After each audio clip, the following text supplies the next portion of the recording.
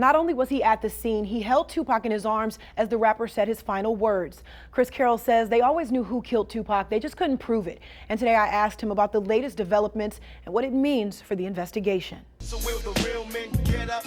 I know you're fed up, ladies, but keep your head up. September 7th, 1996.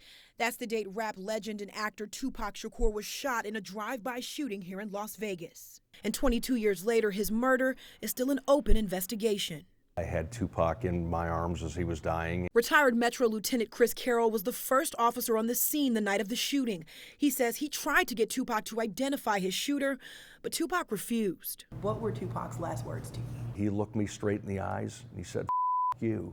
And those were the last words that he ever said in his life. And they say it's the white man I fear, but it's my own kind doing all the killing here. A new documentary called Unsolved provides more insight into Tupac's death.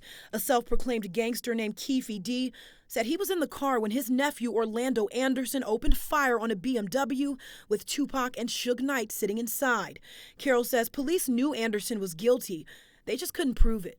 We've all known, law enforcement, people on the street, the gang community, everybody knows that Orlando Anderson is the shooter in this case. We've known that for years.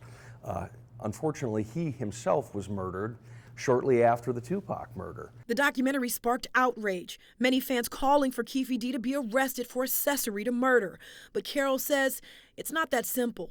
Somebody is not guilty of a murder merely because they're in the car. You need a little bit more than that. You got to know what happened. Carroll says he never imagined Tupac would become such a legend and that he'd still be doing interviews about his death 20 years later. In the mid-90s, rappers were getting killed left and right. We never thought that 20 years later this would be a thing. I didn't think 6 months later it would be a thing. Now it's rumored that Orlando Anderson shot and killed Tupac because he was upset after Tupac and his entourage assaulted him inside of the MGM. Kifidi says the only reason he's confessing now is because he's dying of cancer. So far, no charges have been filed against him.